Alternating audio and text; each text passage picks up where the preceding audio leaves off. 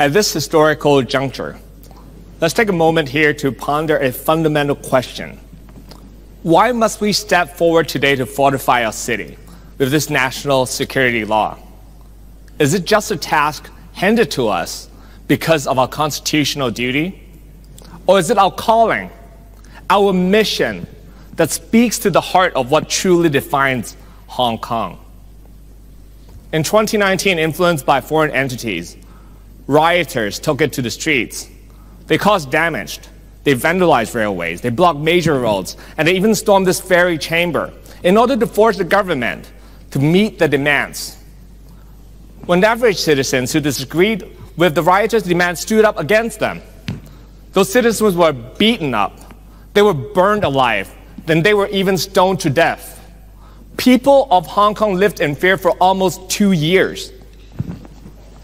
Now, as lawmakers, can we allow the fabric of our society to remain at risk from such turmoil?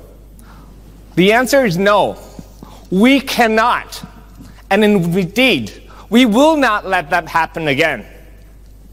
Let's not forget, national security laws are not something that's unique to Hong Kong. They are a global standard and a crucial element of any society that holds dear its peace and its people's safety.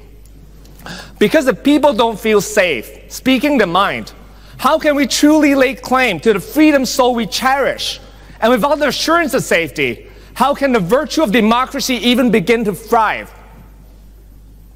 Madam President, that is why I find it so hypocritical when Western politicians like Chris Patten and David Cameron criticize our legislation while turning a blind eye to similar, more severe laws in our own country, like the National Security Act that was enacted just last July.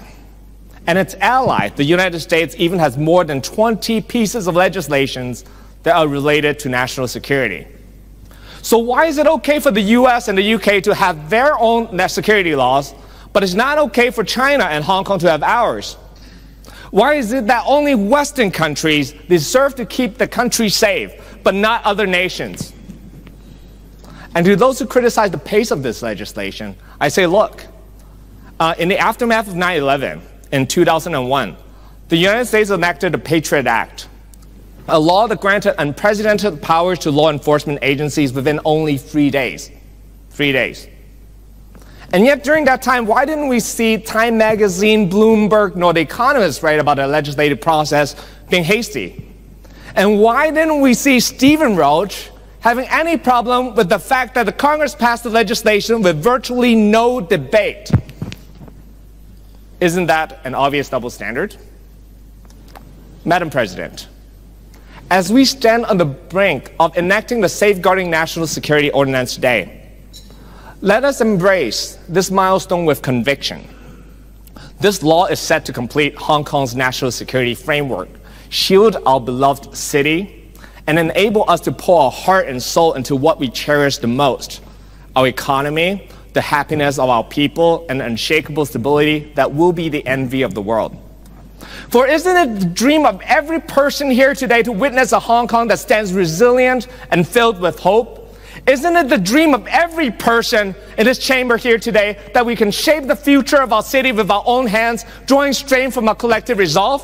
And isn't it the dream of every person here today that we stand in this historical moment knowing that protecting our city's safety and wealth is more than our responsibility, but it's our burning desire? Madam President, now is the time, Hong Kong, to decide our fate, to unite as one, and to declare boldly to the world that we are prepared for what's next, and that next starts right here and right now.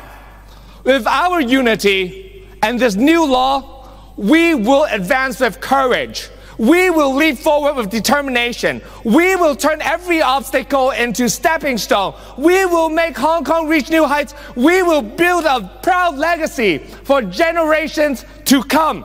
Thank you, and may God bless our beautiful nation.